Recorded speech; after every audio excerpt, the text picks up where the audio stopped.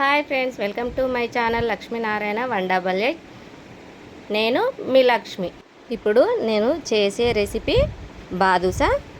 చూడండి ఎంత జ్యూసీగా, ఎంత సాఫ్ట్గా వచ్చిందో చూడండి. ఇప్పుడు మనం అది ఎలా చేయాలో చూద్దాం.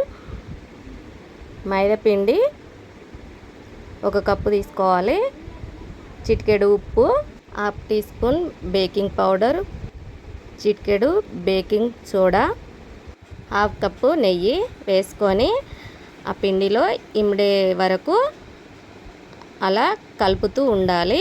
చూడండి అలా ముద్దలాగా రావాలి. ఇప్పుడు కొన్ని వాటర్ పోస్తూ కలపాలి. అలా ముద్దకు మెత్తగా, బాగా గట్టిగా ఉండొద్దు, బాగా మెత్తగా ఉండొద్దు. మూత పెట్టి 10 నిమిషాలు పక్కకు పెట్టుకోవాలి.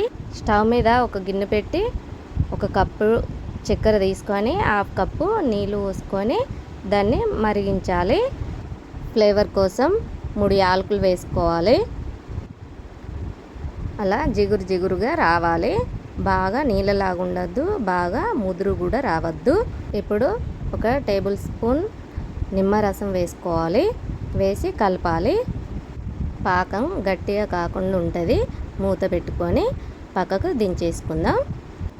చూడండి పిండి ఇంకా సాఫ్ట్గా కలుపుకొని అలా రోల్ చేస్తూ సాఫ్ట్గా వచ్చేలాగా ఒక 2 నిమిషాల పాటు అలా రోల్ చేయాలి. అన్నీ ఒకే సైజులా వచ్చేలా అలా చాక్తోని కట్ చేసుకోవాలి. కట్ చేసుకొని అలా అరిచేతిలో వేసి మెతుకుతూ అలా హోల్ చేయాలి. మధ్యలో అన్నీ అలాగే చేసుకుంటూ ప్లేట్లోకి తీసుకోవాలి. చూడండి అలా ఎంత సాఫ్ట్గా వస్తున్నాయో చూడండి.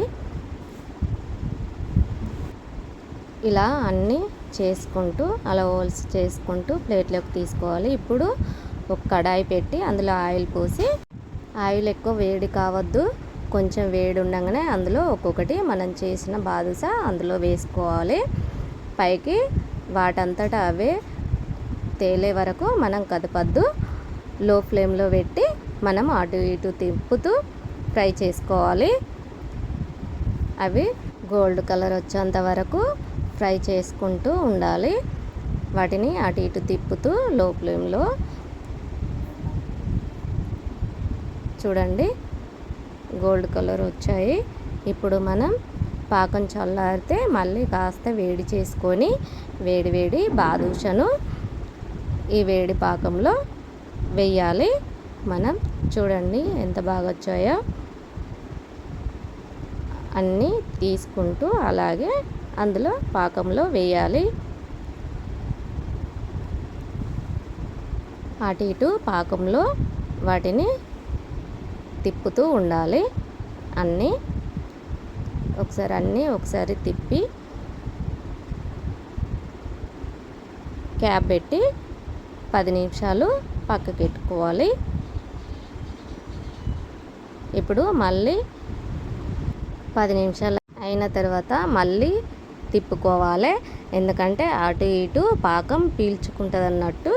మళ్ళీ క్యాప్ పెట్టి దాన్ని ఒక 5 నిమిషాలు పక్కకు ఉంచాలి.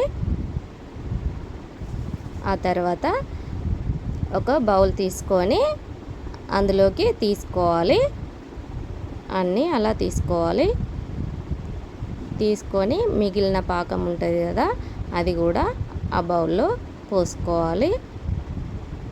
చూడండి అలా పైనుండి పోసుకోవాలి. ఎంత బాగా వచ్చాయో, ఎంత సాఫ్ట్గా వచ్చాయో. నాకైతే నోరు ఊరుతుంది, ఎప్పుడెప్పుడు తింటానా అని అనిపిస్తుంది.